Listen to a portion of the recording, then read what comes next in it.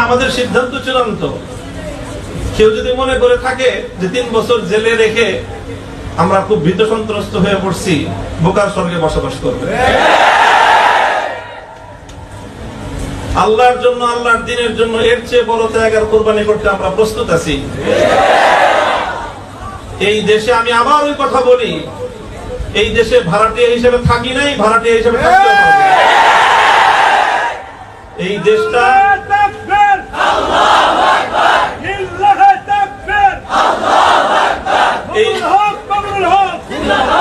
এই দেশটা আমাদের হাজার বছরের পূর্বসূরীদের ঘাম, অশ্রু আর রক্তের বিনিময়ে এই দেশ নির্মিত হয়েছে, মাটি সিঞ্চিত হয়েছে। কাজেই আমরা যদি এই মাটির দখলদারি ছেড়ে দেই, আমাদের হাজার বছরের পূর্বসূরীদের সাথে গাদ্দারি করা হবে। আমাদেরকে উত্তরাধিকার দিয়ে গেছেন এটা ভিটে মাটি বিক্রি করে আরেক দেশে গিয়ে থাকার জন্য না। আমাদের পূর্বপুরুষরা, ইতিহাস পড়ো, অনেক ত্যাগ আর কোরবানির মাধ্যমে এই মাটিকে, এই জমিনকে ইসলাম এবং মুসলমানদের জন্য সংরক্ষিত করে দিয়ে গেছেন ওনারা। আর কেউ যদি মনে করে যে আমাদেরকে একটু জুলুম নির্যাতনের মাধ্যমে আমাদেরকে ভীত সন্ত্রস্ত করে দিবে, তাহলে ওনাদের বুঝটা ঠিক না। বেশি কিছু বললাম না, এই বুঝটা আপনাদের ঠিক না। হ্যাঁ, আমরা গায়ে পড়ে কারোর সাথে ঝগড়া বাঁধাতে চাই না। আমি সবসময় একটা কথা বলি, আমরা হঠকারিতার পথে চলতে চাই না, হঠকারিতার পথে চলতে চাই না। কিন্তু কেউ যদি আমাদেরকে চাটুকার ভাবেন, ভুল করবেন। চাটুকারিতার পথেও আমাদেরকে পাবেন না। কথাগুলো এই জন্য বলতেছি যে হয়তো অনেক বড়দের কথা তো আমরা পড়ি কিতাবের মধ্যে, পড়লে আমরা মনে করি ওনারা তো অনেক আগে রাখাবেন, ওনারা তো ওরকম করবেনি।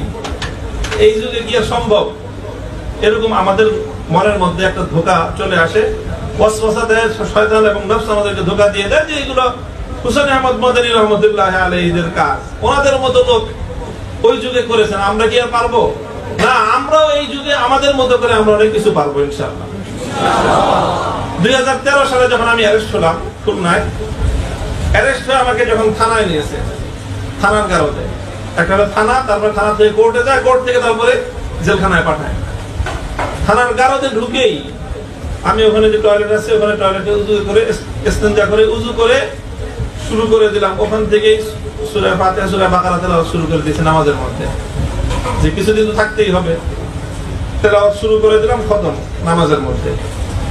শুরু থেকেই, একেবারে প্রথম থেকেই যদি নিজের এরকম একটা পরিকল্পনা থাকে, নিজের যদি এরকম একটা আজম থাকে, তাহলে যেটা হয় যে এই আমলের মাধ্যমে, আমলের একটা দৃঢ়তার মাধ্যমে একটা আল্লাহ পাক রব্বুল আলামিন সাহস যোগান, হিম্মত দেন। ভেঙে পড়ার যে একটা মানসিকতা, সেটা আসে না। কোরআনের বরকতে, ইলমের বরকতে, আল্লাহ পাকের জিকিরের বরকতে অন্তরের মধ্যে একটা শক্তি সঞ্চিত হয়। এই শক্তিটা বিপদটাকে অনেক সহজ করে দেয়। হায়তাশ করার কিছু নাই। হোসেন আহমদ মাদানী রহমতুল্লাহ আলাইহির হায়াত, এই জেলখানায় আমার কিছু পড়ার সুযোগ হয়েছে। সেখানে একটা কথা পড়ে তো আমি হয়রান হয়ে গেছি। হযরত মাদানী রহমতুল্লাহ আলাইহি গালিবান 3 বার লম্বা লম্বা সময়ে কারারুদ্ধ হয়েছেন। শেষবারের ওয়াকিয়া মাদানী রহমতুল্লাহ আলাইহি লিখছেন যে ওখানে ওনার সময় কাটতে কাটতে এমন একটা হয়েছে, এবং উনি এমন আমাল করতেন ওখানে, তাসাউফের তো করতেনই, তাআল্লুক মা আল্লাহর এমন কিছু হালাত ওনার ওখানে তারি হয়েছে, ওনার উপর এমন কিছু হালাত হাসিল হয়েছে যে আল্লাহ পাকের অনেক তাকাররুব হাসিল হয়ে গেছে। এবং উনি এটা ইহসাস করেছেন জেলখানার বাইরে যেই পরিমাণ তাকাররুব আল্লাহর হয়েছে, তার চেয়ে অনেক বেশি আল্লাহ পাক রব্বুল আলামিনের পক্ষ থেকে তাকাররুব দান করা হয়েছে। এই জন্য হযরত শেষ পর্যন্ত নিজের মন্তব্য করেছেন নিজের ব্যাপারে যে এই জন্য আল্লাহ পাক রব্বুল আলামিনের কাছে আর কারামুক্তির জন্য দোয়া করতে মনে চায় না। কারণ দোয়া করলে তো কারাগারের বাইরে চলে যাব, বাইরে চলে গেলে এই নিয়ামত আমি পাবো না। আল্লাহ পাক কারাগারের ভিতরে যেই তাকাররুব দান করেছেন, আল্লাহ নিজের যেই নৈকট্য আমাকে দান করেছেন, কারাগারের বাইরে গেলে হয়তো পাবো না। এই জন্য হযরত বলেন যে আমার নিজের জন্য কারামুক্তির দোয়া করতে মনে চায় না। শুধু একটা জিনিসের শূন্যতা অনুভব করি, কথাটা দেখো, মাদানী রহমতুল্লাহ আলাইহির কথা আমি নকল করতেছি। বুজুর্গানে দ্বীনের সোহবতে যাওয়া, কারাগারে কিছুটা হয়ে যায় খত্ত কিতাবাতের মাধ্যমে। চিঠি লেখার একটা সুযোগ ছিল তখন কারাগার থেকে। উনি বলেন যে চিঠি লিখি, চিঠির জবাব আসে। এতে বুজুর্গদের সোহবতে যাওয়ার কিছুটা শূন্যতা পূরণ হয়ে যায়, অর্ধেক অর্ধেক হয়ে যায়।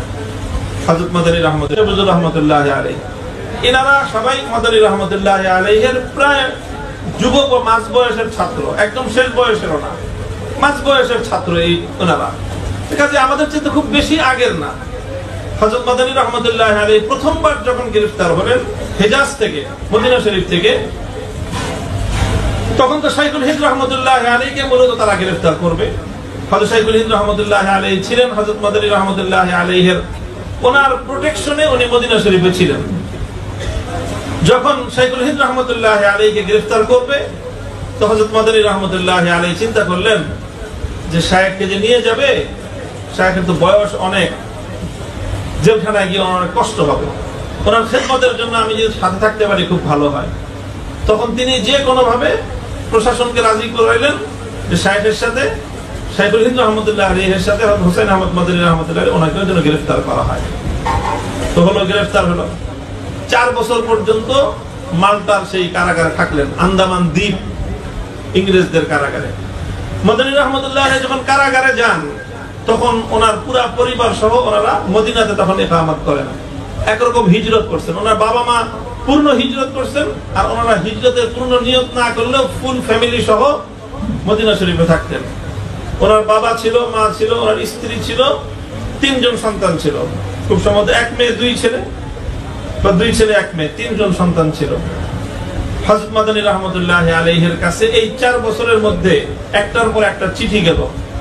কোন চিঠিতে ওনার বাবার ইন্তেকালের সংবাদ, আরেক চিঠিতে মায়ের ইন্তেকালের সংবাদ, আরেক চিঠিতে স্ত্রীর ইন্তেকালের সংবাদ, আরেক চিঠিতে বড় মেয়ের ইন্তেকালের সংবাদ, আরেক চিঠিতে মেজ মেয়ের ইন্তেকালের সংবাদ, আরেক চিঠিতে সর্বশেষ সন্তানের ইন্তেকালের সংবাদ। মানে যা কিছু রেখে গেছেন। হ্যাঁ, আমরা কারাগারে গিয়ে শয়নে স্বপ্নে যাদের কথা চিন্তা করলে চোখ দিয়ে অশ্রু গড়ায় পড়তো। এই তো আমি 4 ছেলে রেখে গেছি, হুজুর এক ছেলে রেখে গেছেন, যাওয়ার পরে আরেক সন্তান হুজুরের হয়েছে। এরকম মুনিশা হুজুরও 4 সন্তান রেখে গেছেন। মাদানী রহমতুল্লাহ আলাইহি 3 সন্তান রেখে গেছেন। আর 3 সন্তান, স্ত্রী সহ বাবা মা সকলের মৃত্যু সংবাদ পৌঁছলো কোথায়? কারাগারের মধ্যে। কারাগারে এমনি নিজে থাকাটা কষ্ট, আর একটা মানে দুঃখজনক শোক সংবাদ ভিতরে পৌঁছলে সেটা যে কতটা মর্মান্তিক হয়ে দাঁড়ায়। সাখাওয়াত হোসেন রাজি সাহেবের আব্বাজান রহমতুল্লাহ আলাইহি ওনার ইন্তেকালের সংবাদ ওনাকে কারাগারের ভিতরে শুনতে হয়েছে, এবং সেখান থেকে অনেক কষ্টে কোন রকম জানাজায় গিয়ে শরীক হয়েছেন। আমাদের সাথে যে কাজগুলো করা হয়েছে সেগুলো এতটা অমানবিকতা না করলেও হতো আমাদের সাথে। জানাজায় যে যাইতে যেতে ওনার জোহরের সময় জানাজা হওয়ার কথা, সেই জানাজা পৌঁছতে পৌঁছতে রাত 11টা বাজছে। ওনার অযথাই বিলম্ব করাইছে, যে একটু কষ্ট বেশি হলে মনে হয় যে আমাদের একটু কষ্ট বেশি হলে তাদের একটু ভালো লাগে মনে হয়, এরকম একটা পরিস্থিতি আমাদের সঙ্গে আচরণ করা হয়েছে। সব লোকজন মোবাইল ফ্যাসিলিটি পায়। ইল্লা হেফাজতে ইসলাম, ইল্লা হেফাজতে ইসলাম মানে হেফাজতে ইসলামের যারা আছে সপ্তাহে 15 দিনে কোনোভাবেই তাদেরকে তাদের পরিবারের লোকজনের সাথে যোগাযোগ করার জন্য মোবাইল ফোন ব্যবহার করতে দেওয়া হবে না। মোবাইল মানে তাদের সেই ফোনের সুবিধাটা কারা কর্তৃপক্ষের এখন বাংলাদেশের সমস্ত কারাগারের নিয়ম হলো এই যে প্রতি সপ্তাহে একবার করে বন্দীদেরকে সুযোগ দেওয়া হয় তার পরিবারের সাথে যোগাযোগ করা। আমাদেরকে এই 3 বছরে আমাদেরকে সুযোগটা দেওয়া হয়নি। তো বলতেছিলাম হযরত মাদানী রহমতুল্লাহ আলাইহি এই তো সব যা কিছু রেখে গেছেন সব উজাড় হয়ে গেছে। এই অবস্থায় একটা মানুষ বন্দিশালার মধ্যে তার কতটা দুঃখ এবং কষ্ট লাগার কথা, এটা বন্দিশালায় থেকে কারাগারে থেকে যার প্রিয়জন বিয়োগ হয়েছে সেই কেবল অনুভব করতে পারবে। আর আমরা শুধু কল্পনা করেছি যে আজকে যদি আমার কাছে আমার একটা সন্তানের মৃত্যুর সংবাদ আসে তাহলে আমার কেমন লাগবে, কেমন লাগবে এটা কল্পনা করলেই চোখের অশ্রুতে বুক ভেসে যেত। কারণ ছটফট করতে পারবো কিন্তু সন্তানের চেহারাটা হয়তো একবার দেখতে পারবো না, এরকম একটা অসহায়ত্ব নিজেদের মধ্যে অনুভব হয়েছে। মাদানী রহমতুল্লাহ আলাইহির এই ত্যাগ আর কুরবানির কথা স্মরণ করতাম আর নিজেকে সান্ত্বনা দিতাম যে আল্লাহ পাক সেই তুলনায় আমাদেরকে অনেক ভালো রাখছেন। আমাদের সন্তানরা ভালো আছে, আফিয়াতের সাথে আছে, আমাদের পরিবাররা ভালো আছে, আমাদের বাইরের লোকজন পরিবার পরিজনদের সংবাদ রাখতেছে। এটা একটা বড় কথা, এটা বড় কথা। যারা যখন কারাবন্দী হয়, কোনো বিপদগ্রস্ত হয়, তাদের পরিবার পরিজনের সাথে অন্য বাইরে যারা থাকে তাদের খোঁজ খবর নেওয়া জিম্মাদারি হয়ে দাঁড়ায়। কে কতটুকু করেছি নিজে যার যার হিসাব নেওয়া দরকার। নামায়ে আমার প্রত্যেকেরটা নিজের কাছেও আছে, অন্যদের কাছেও আছে। আমরা যারা বাইরে ছিলাম, বন্দীদের পরিবার পরিজনের, তাদের অসহায় লোকদের সংবাদ কতটুকু রেখেছি, নিজের সাধ্যের আলোকে তাদের জন্য কতটুকু খেদমত করার সুযোগ ছিল, কতটুকু করেছি, এটা প্রত্যেকের নিজের সঙ্গে নিজের ইহতিসাব করা দরকার। আমাদের উলামায়ে বাংলাদেশের যাদের ভুল করেছেন, আগামী দিনে এই বিষয়ে তাদের নিজেদের প্রায়শ্চিত্ত করার প্রয়োজন রয়েছে। এই যে আমাদের শেষ পর্যন্ত যেটা হয়েছে, আলহামদুলিল্লাহ লক্ষ্য করেছি যে আমাদের কারাবন্দীদের পরিবাররা পরস্পর নিজেদের মধ্যে একটা সংহতি গড়ে তুলেছেন। তারা একজন আরেকজনকে গিয়ে সান্ত্বনা দিতেন, আরেকজন তার ঘরে গিয়ে সান্ত্বনা দিতেন। এই জায়গাটায় মনে হয়েছে আমার কাছে জাতীয়ভাবে আমাদের একটা শূন্যতা ছিল। আগামী দিনে যেন আমাদের এই ধরনের শূন্যতা অনুভব করতে না হয়। হযরত মাদানী রহমতুল্লাহ আলাইহি যখন এই ধরনের সব সংবাদগুলি একে একে আসতে থাকলো, একদিন হযরত মাদানী রহমতুল্লাহ আলাইহি একটা কাগজের মধ্যে একটা চিরকুট লিখলেন। এক চিরকুটের মধ্যে ছোট্ট দুইটা পংক্তি লিখলেন। পংক্তি লেখা এটা ওই জেলখানার জানলা দিয়ে বাইরে ফেলা দিলেন। শাইখুল হিন্দ রহমতুল্লাহ আলাইহি বলেন, কি লিখছো? চিঠি লিখছি। এমনি ফালা দিলেছে, চিঠি লিখছি তো আল্লাহর কাছে, কোথায় পোস্ট করো, এই জন্য বাতাসের কাছে দিছি, নিয়ে যাও আল্লাহর কাছে। কি লিখছো? লিখেছি হলো, তেরে ইश्क में कोहे गम सर पे लिया अब जो हो तो हो, वो आयश नशाते जिंदगी छोड़ दिया अब जो हो तो हो। तेरे इश्क में कोहे गम सर पे लिया अब जो हो तो हो, वो आयश नशाते जिंदगी छोड़ दिया अब जो हो तो हो। मालिक, তোমার প্রেমে এই কষ্টের পাহাড় মাথায় নিয়েছি, হাসি মুখে নিজে স্বেচ্ছায় মাথায় নিয়েছি, জোর করে কেউ চাপায় নাই। আমাদের জন্য এমন অনেক পথ খোলা ছিল, যেই পথে হাঁটলে আমাদেরকে হয়তো আজকে এই কঠিন পরিস্থিতির সম্মুখীন হওয়া লাগতো না। এমন পথ ছিল, আমাদের জন্যই ছিল। আর আমাদের রহমতুল্লাহের মতো মানুষের জন্য তো রাজ দরবারের রাজ সিংহাসন ওনাদের জন্য উন্মুক্ত ছিল। কিন্তু এই রাজ সিংহাসনের চেয়ে কারাগারের অন্ধকার প্রকোষ্ঠকে তারা প্রাধান্য দিয়েছিলেন। উলাইকা আবাই ফাজিনি বিমিসলিহিম ইযা জামাআতনা ইয়া জারীরুল মাজামিউ। আমরা তাদের সন্তান, তাদের নাম মুখে নিয়ে শুধুমাত্র নিজেদের কৃতিত্ব, নিজেদের সম্মান আর গৌরব বুলন্দ করার জন্য নয়, বরং তাদের সেই ইয়াদগার, তাদের সেই স্মৃতিগুলোকে অল্প আকারে হলেও নিজেদের জীবনে ধারণ করার জন্য আমরা তাদের সন্তান। তেরে ইশকে মে কোহে গম সর পে লিয়া, আল্লাহ তোমার জন্য বিপদের পাহাড় মাথায় তুলে নিয়েছি। কাজেই যখন বিপদের পাহাড় মাথায় তুলে নিয়েছি, তোমার প্রেমে, তোমার ভালোবাসায় স্বেচ্ছায় নিয়েছি, আব জো হো তো হো, যা হওয়ার তাই হবে। ও আয়েশো নশাতে জিন্দেগি ছোড়ে দিয়া আব জো হো তো হো। জীবনের অত বিলাসিতার সব বিলাসিতার আসবাব, বিলাসিতার জীবন, ওটাকে ত্যাগ করেছি, যা হওয়ার হবে।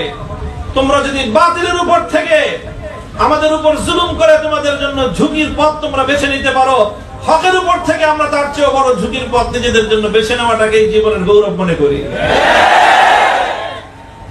মনে রেখো, আমরা যুদ্ধের ময়দানে শাহাদাত বরণ করব, যুদ্ধের ময়দান থেকে লেজ গুটিয়ে পালিয়ে যাব না ইনশাআল্লাহ।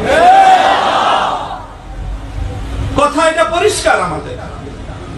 আমরা এই দেশে, দেশের নাগরিক হিসেবে আমাদের পূর্বসূরীদের রক্তে কেনা মাটিতে উত্তরাধিকার সূত্রে বসবাস করি। কাজে এই মাটিতে ইসলাম থাকবে, শুধু ইসলাম থাকবে তা নয়, যেই জায়গাটায় আমাদের সঙ্গে ইখতিলাফ, কথাটা খুব ভালো করে বুঝো আজকে আমার ছাত্র ভাইয়েরা, যেই জায়গাটায় আমাদের সাথে কাশমাকাশ, যেটা নিয়ে আমাদের সঙ্গে তাদের বিরোধ, আমরা বলি যে ইসলাম থাকলে